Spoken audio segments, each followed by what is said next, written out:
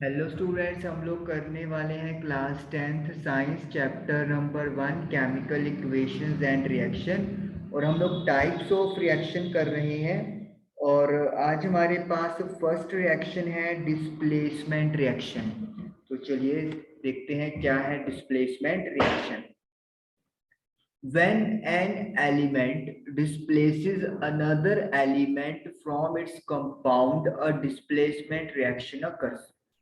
आपके पास कोई एलिमेंट है, ये वाला एलिमेंट किसी दूसरे एलिमेंट को उसके कंपाउंड या सॉल्यूशन से अगर डिस्प्लेस यानी कि रिमूव कर देता है तो हम लोग बोलते हैं डिस्प्लेसमेंट रिएक्शन। डिस्प्लेस का मतलब क्या होता है? किसी को उसकी जगह से हटा देना। तो यहाँ पे एक एलिमेंट दूसरे एलिमेंट को उसकी जगह से हिला देगा और खुद उसकी जगह पर जाके बैठ जाएगा। तो that is called displacement reaction. आपके पास एक एक्टिविटी 1.9 है जिसमें उन्होंने हमें एक बार कहा है कि आप कॉपर को कॉपर की एक आप नेल ले लें या एक वायर ले लें और उसको आपने पुट करना है आयरन सल्फेट सॉल्यूशन के अंदर। और एक आपने आयरन की नेल लेनी है और उसे पुट करना है कॉपर सल्फेट के सॉल्यूशन के अंदर। कॉपर सल्फेट सॉल्यूशन का जो कलर है वो होता है ब्लू और आयरन सल्फेट का जो कलर है वो होता है लाइट ग्रीन। तो आप क्या देखोगे? आप देखोगे जो फर्स्ट वाला केस है यानी कि कॉपर का आयरन सल्फेट के अंदर, इसमें कोई भी चेंज आपको देखने को नहीं मिलेगा, कुछ भी चेंज नहीं मिलेगा, तो यानी कि कोई रिएक्शन नहीं हुई होगी। लेकिन जब आप आयरन को कॉपर सल्फेट सॉल्यूशन के अंदर डालोगे और अप्रोक्सीमेटली 20 मिनट्स के बाद ऑब्जर्वेशन चेक करोगे, आपको क्या दिखाई देगा? जो ब्लू कलर है यानी कि जो आपका कॉपर सल्फेट का ब्लू कलर था वो फेड हो गया है और फेड होने के बाद वो लाइट ग्रीन सॉल्यूशन का कलर बन गया है। मतलब क्या है? मतलब यहाँ पे इन दोनों के बीच में रिएक्शन हुआ है और आयरन ने कॉपर को उसकी जगह से हटा दिया, रिमूव कर दिया और खुद उसकी जगह पे जाके बैठ गया है और कॉपर सॉल्यूशन से बाहर हो गया। अब देखिए डेफिनेशन ही कहती है ना, एक एलिमेंट दूसरे एलिमेंट को हटा दे उसके कंपाउंड से। तो आयरन ने कॉपर को उसके कंपाउंड, ये स्टार्टिंग में तो कॉपर का ही कंपाउंड था लेकिन अब ये आयरन का कंपाउंड बन गया है, कॉपर अलग हो गया है। लेकिन ऊपर क्या देखा? ऊपर हमने देखा कि जो कॉपर है वो आयरन को उसके कंपाउंड से हटा नहीं पाया। तो इसका मतलब क्या है कि ऐसे कोई एलिमेंट किसी दूसरे एलिमेंट को रिप्लेस नहीं कर सकता। अगर किसी एलिमेंट को डिस्प्लेस करना है तो उसे हाई रिएक्टिविटी वाला होना चाहिए। यानी कि एक हाई रिएक्टिविटी वाला एलिमेंट दूसरे एलिमेंट को तभी डिस्प्लेस कर पाएगा अगर वो एलिमेंट दूसरे से लाइट होगा। मतलब अगर यहाँ पे कॉपर आयरन को डिस्प्लेस नहीं कर पा रहा है तो उसकी वजह यह है कि जो कॉपर है वो लेस रिएक्टिव है और जो आयरन है वो ज्यादा रिएक्टिव है। इस वजह से आयरन ने कॉपर को तो डिस्प्लेस कर दिया लेकिन कॉपर आयरन को डिस्प्लेस नहीं कर पाया। तो एक एलिमेंट तभी दूसरे एलिमेंट को हटाएगा अगर वो उससे ज्यादा रिएक्टिव होएगा। यही डिस्प्लेसमेंट रिएक्शन आपको बताती है। तो यही एक्टिविटी 1.9 में आपको बताया गया था। इसके अलावा हमारे पास इससे रिलेटेड दो एग्जाम्पल और हैं जो आपकी बुक में दी हुई है।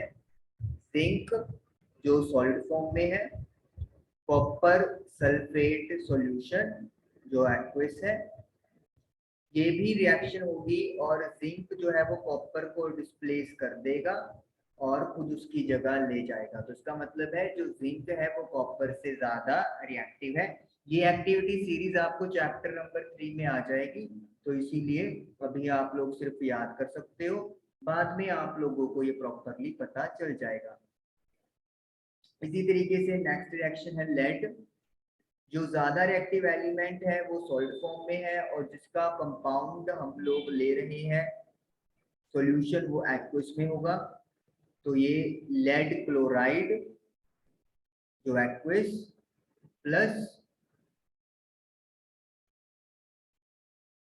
जो कॉपर है वो सेपरेट हो जाएगा। तो lead chloride aqueous, copper chloride aqueous, lead solid, और ये कॉपर भी क्या होगा, सॉलिड फॉर्म में होगा। एक और बात, जो यहाँ पे हम लोग आयरन नेल लेंगे वो रिएक्शन होने के बाद उसके ऊपर ना ब्राउन कलर की लेयर आ जाएगी, और वो जो ब्राउन कलर है वो क्या इंडिकेट करेगा, कॉपर को इंडिकेट करेगा, क्योंकि कॉपर का जो कलर है वो प्योरली में ब्राउन होता है। तो इस तरीके से डिस्प्लेसमेंट रिएक्शन आप लोगों की डन हुई। नेक्स्ट करते हैं।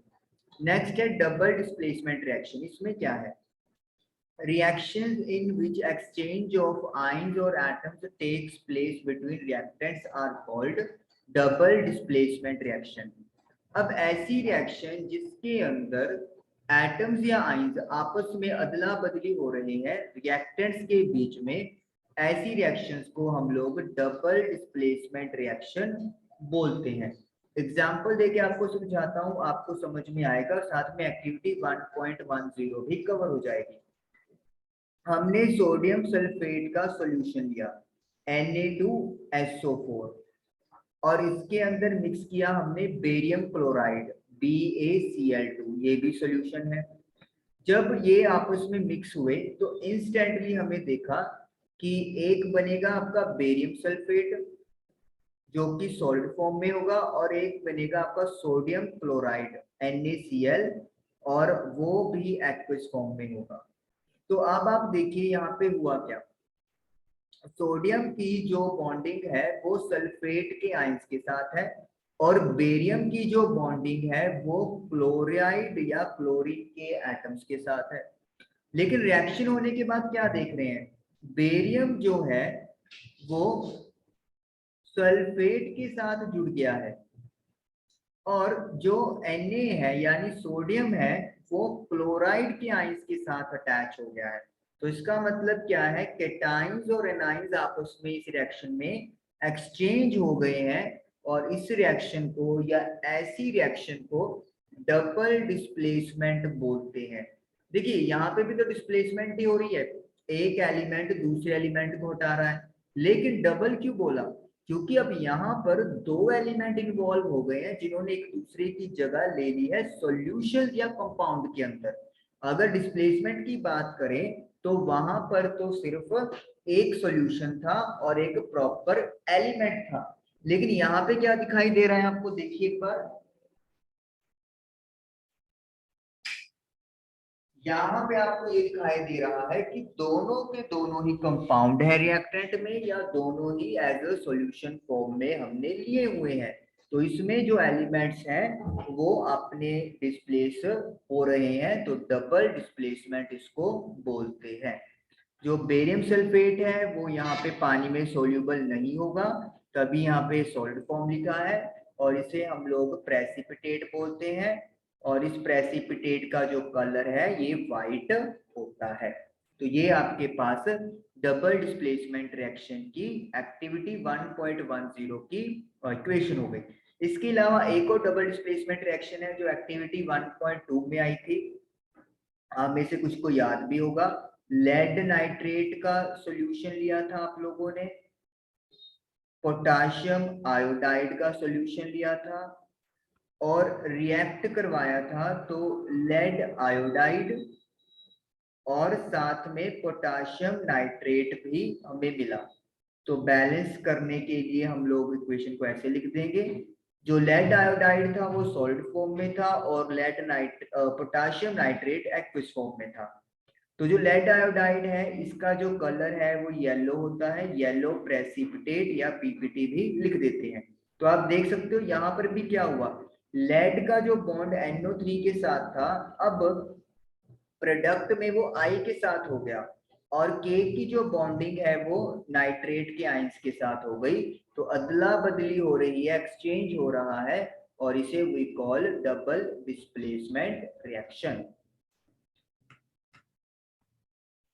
नेक्स्ट है precipitation reaction, reaction in which insoluble substance that does not dissolve in water forms is known as precipitation reaction। तो ऐसी रिएक्शन जिसमें ऐसी चीज बन जाए जो पानी में नहीं घुलती या इनसोल्यूबल होती है वाटर में, उससे रिएक्शन को हम लोग प्रेसिपिटेशन रिएक्शन बोलेंगे।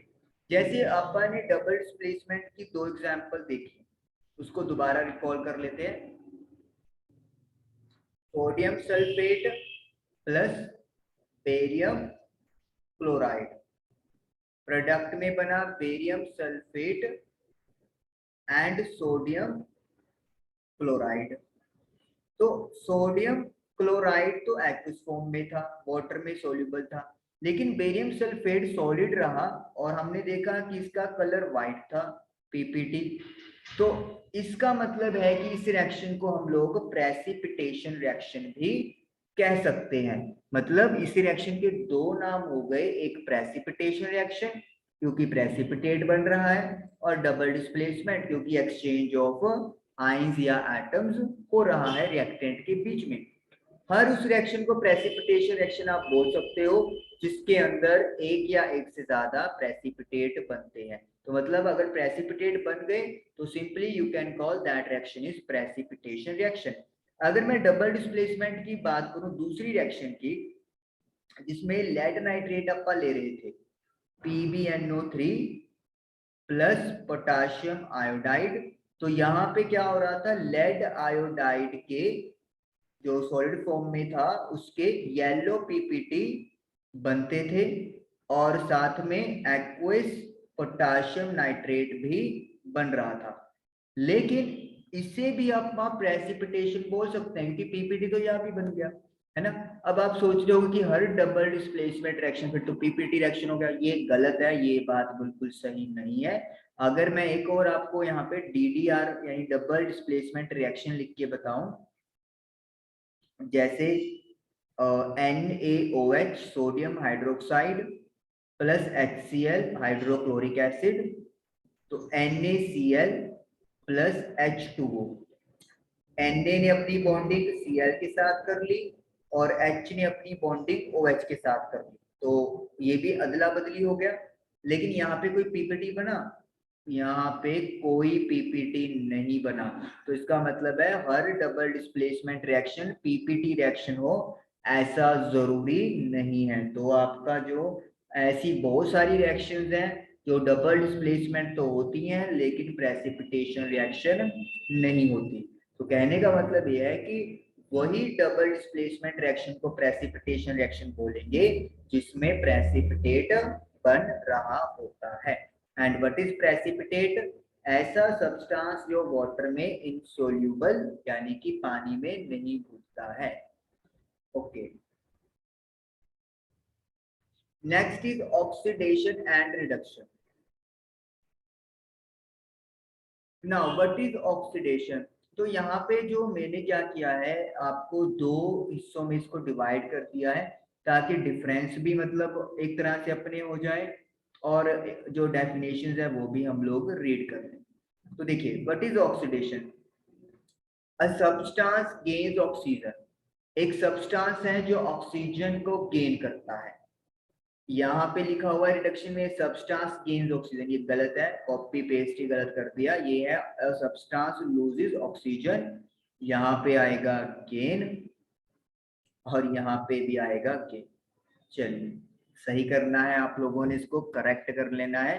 देखिए अगर एक सब्सटेंस ऑक्सीजन गेन करे या सब्सटेंस हाइड्रोजन लूज करे या सब्सटेंस इलेक्ट्रॉन लूज करता है, इन तीनों में से अगर कोई भी एक कंडीशन चली गई तो उस सब्सटेंस को हम लोग बोलेंगे कि उसका क्या हो रहा है, ऑक्सीडेशन हो रहा है। आपकी बुक में एक्टिविटी 1.11 है, वो आगे भी डिस्कस करेंगे, अभी के लिए बता देता हूं। जैसे कॉपर प्लस ऑक्सीजन है तो ये कॉपर ऑक्साइड बन गया। तो यहाँ पे क्या देख रहे हैं, एक सब्सटेंस ने ऑक्सीजन गेन कर लिया, अकेला था कॉपर, रिएक्शन के बाद कॉपर ऑक्साइड बन गया, तो उसने ऑक्सीजन गेन कर ली है, तो इसका मतलब है सब्सटेंस ऑक्सीजन गेन कर रहा है, तो इसे आप ऑक्सीडेशन बोलेंगे। अगर सब्सटेंस ने हाइड्रोजन लूज किया होता तो उसको भी ऑक्सीडेशन बोलते। अगर इलेक्ट्रॉन लूज कर रहा है तो उसको भी ऑक्सीडेशन की कैटेगरी में हम लोग रखते हैं। रिडक्शन क्या होगा? ऑक्सीडेशन का उल्टा है। यहाँ पे सब्सटेंस ने ऑक्सीजन गेन की तो यहाँ पे सब्सटेंस ऑक्सीजन लूज करेगा। यहाँ पे सब्सटेंस हाइड्रोजन लूज कर रहा है, यहाँ पे सब्सटेंस हाइड्रोजन गेन करेगा। यहाँ पे अगर इलेक्ट्रॉन लूज हो रहे हैं तो यहाँ पर इलेक्ट्रॉन गेन होंगे। तो दिस इज कॉल्ड रिडक्शन। तो अब इसमें आपका समझने के लिए, जैसे मेरे पास एक एग्जांपल मैं देता हूँ, zinc oxide plus carbon, zinc plus carbon monoxide हो गया। अब देखिए यहाँ पे क्या हुआ, जिंक ऑक्साइड ने अपना जो ऑक्सीजन है वो लूज कर दिया क्योंकि अकेला जिंक रह गया, यानी कि जिंक और ऑक्सीजन के बीच की बॉन्डिंग टूट गई। तो ऑक्सीजन का लूज होना मतलब क्या होता है, ये लिखा हुआ है, ऑक्सीजन सब्सटेंस लूज ऑक्सीजन, तो रिडक्शन। तो यानी कि जिंक ऑक्साइड का क्या हो रहा है, रिडक्शन हो रहा है। कार्बन यहाँ पे अकेला था लेकिन दूसरी तरफ CO हो गया, यानी इसने ऑक्सीजन ले ली, गेन कर लिया। तो ऑक्सीजन गेन करता है तो क्या बोलते हैं, ऑक्सीडेशन। इस एरो को बॉर्डर मान के चलो, आप अपनी कंट्री में जिंक ऑक्साइड और कार्बन था, उधर जाके दूसरी तरफ जाके जिंक और कार्बन मोनोऑक्साइड की ये बन गई फ्रेंडशिप। तो जिंक अकेला रह गया, ऑक्सीजन तो छोड़ दिया तो रिडक्शन हुआ, दूसरे ने ऑक्सीजन ले लिया तो उसका ऑक्सीडेशन हो गया। तो ये है ऑक्सीडेशन और रिडक्शन की स्टोरी। देखिए अब रिडॉक्स रिएक्शन इसी के साथ रिलेटेड है। Reactions in which one reactant get oxidise, reaction जिसमें एक रिएक्टेंट ऑक्सीडाइज हो रहा है, मतलब उसको या तो ऑक्सीजन मिल रही है या फिर वो हाइड्रोजन लूज कर रहा है या फिर इलेक्ट्रॉन लूज कर रहा है। कोई भी एक कंडीशन, ऐसा नहीं कि तीनों की तीन हो या दो होनी चाहिए, कोई भी अगर एक कंडीशन हो गई तो वो ऑक्सीडेशन में चला जाएगा। दूसरा सब्सटेंस रिड्यूस हो रहा है, तो मैं लिख देता हूं ऑक्सीडेशन का मतलब क्या है, ऑक्सीजन का ऐड होना, हाइड्रोजन का लूज होना, इलेक्ट्रॉन्स का भी लूज होना। और रिडक्शन का मतलब क्या है, ऑक्सीजन का जाना माइनस होना, हाइड्रोजन का आना प्लस होना, और इलेक्ट्रॉन्स का भी आना यानी कि प्लस होना। तो दिस इज रिडक्शन। तो अगर रिएक्शन में एक चीज ऑक्सीडाइज होगी तो दूसरी चीज रिड्यूस होगी, और ऐसी रिएक्शन को what we call redox reactions. Redox मतलब RED, रिडक्शन से लिया गया है, और OX मतलब ऑक्सीडेशन से उठाया गया, तो दोनों का जोड़ के नाम रख दिया रिडॉक्स रिएक्शन। तो कहने का मतलब क्या है, एक चीज ऑक्सीडाइज हो रही है दूसरी चीज रिड्यूस हो रही है, तो उसे वी कॉल रिडॉक्स रिएक्शन। अब एक्टिविटी 1.11 पे वापस चलेंगे। उन्होंने क्या कहा, आपने कॉपर लेना है, कॉपर का जो कलर है प्योर कॉपर का ब्राउन होता है, सॉलिड फॉर्म है।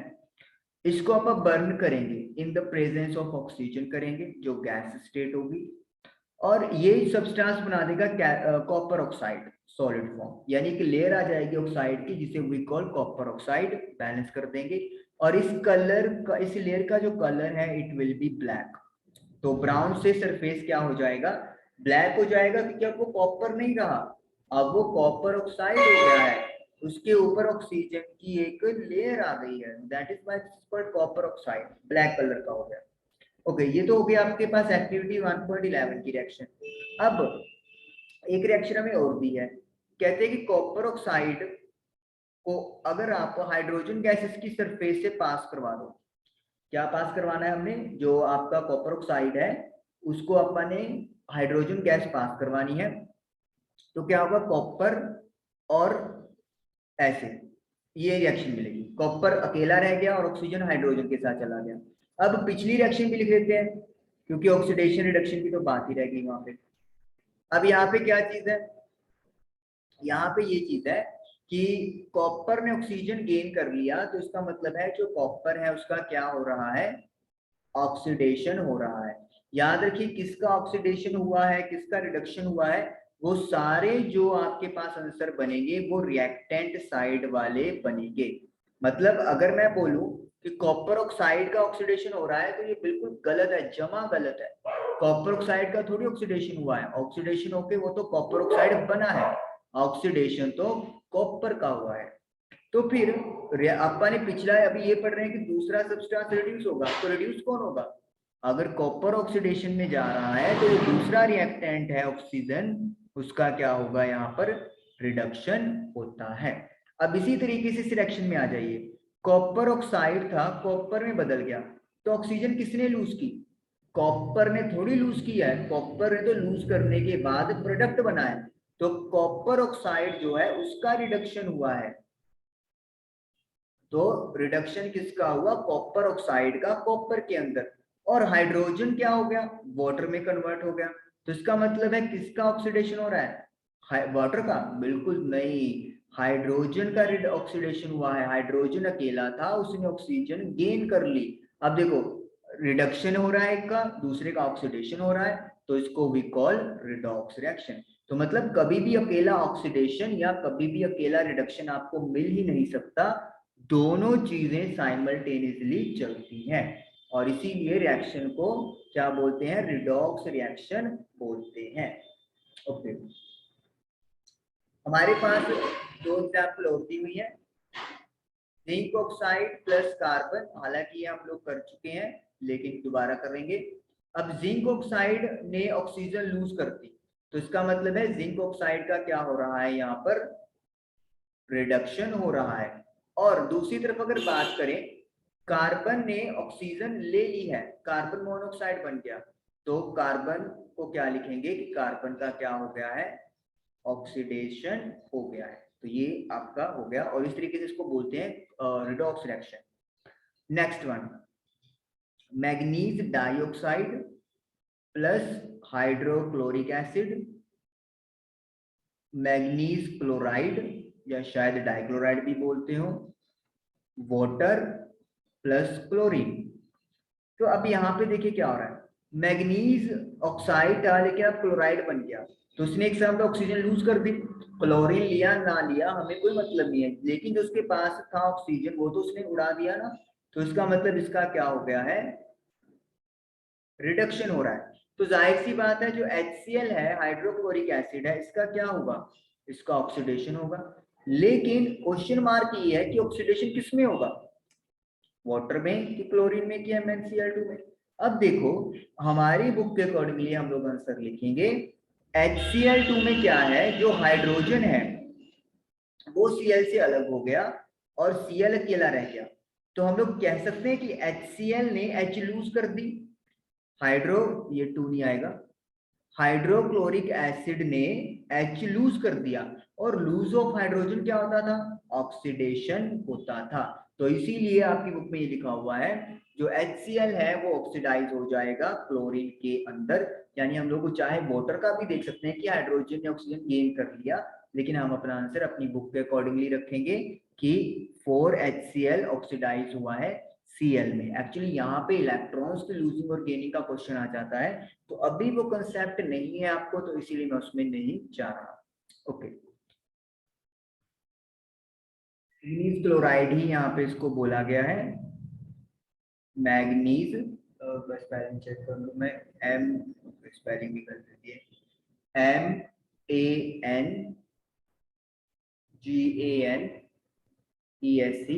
2 लगा दिया है। ऑक्सीडेशन स्टेट का इशू होता है, आप आगे पढ़ोगे +1 में। तो 4HCl ऑक्सीडाइज हो गया क्लोरीन में, मैग्नीज डाइऑक्साइड रिड्यूस हो गया मैग्नीज क्लोराइड। तो ये आपके पास ऑक्सीडेशन रिडक्शन की बात हो गई। एक छोटी सी बात और आपके साथ यहाँ पे शेयर करूंगा, ठीक है, कि इसी के साथ एक चीज आती है ऑक्सीडाइजिंग एजेंट, और एक आती है बात रिड्यूसिंग एजेंट की।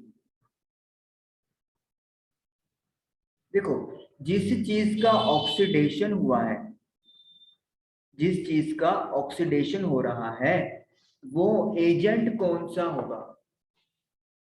वो एजेंट होगा हमारे पास, एग्जाम्पल देके समझाता हूँ मैं, ऐसे ही बात बनेगी। जैसे सपोज करो ये वाली रिएक्शन है,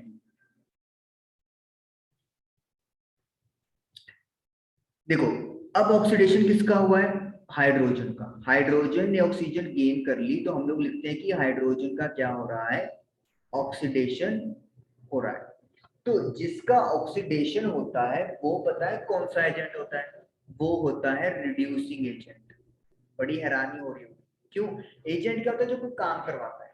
अब H2 यहाँ पे कर क्या रहा है, वो ऑक्सीजन को अपने साथ ले रहा है, यानी वो खुद का तो अगर ऑक्सीडेशन करेगा तो दूसरे का तो वो क्या करेगा, रिडक्शन ही करवाएगा। तो ऑक्सीडेशन मतलब कौन सा एजेंट, रिड्यूसिंग एजेंट। ऑक्सीडेशन का मतलब ऑक्सीडाइजिंग एजेंट कतई भी नहीं होता। अब देखो कॉपर ऑक्साइड अकेला कॉपर रह गया, तो कॉपर ऑक्साइड क्या हो गया, रिडक्शन में गया, लेकिन एजेंट कौन सा होगा, ऑक्सीडाइजिंग एजेंट होगा। तो यानी कि जिस चीज का रिडक्शन होता है वो ऑक्सीडेशन का काम करता है, यही तो हो रहा है।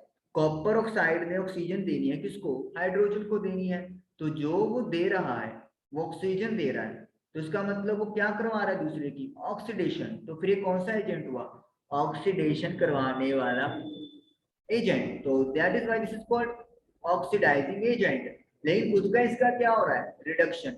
तभी एरो उल्टे लगाए कि जिसका ऑक्सीडेशन होता है वो एजेंट होता है रिड्यूसिंग, और जिसका रिडक्शन होता है वो एजेंट होता है ऑक्सीडाइजिंग। तो कहने का मतलब ये है कि सिंपली जैसे आपने ऑक्सीडेशन पढ़ लिया तो समझ जाओ कि जिसकी ऑक्सीडेशन हुई है वो आपका रिड्यूसिंग एजेंट है, और जिसका रिडक्शन हुआ है वो ऑक्सीडाइजिंग एजेंट है। तो आई होप कि आप लोग को ये रिएक्शन क्लियर हुई होंगी, displacement, double displacement, redox reaction, इनको अच्छे से प्रैक्टिस जरूर करनी है। Thank you for watching the video.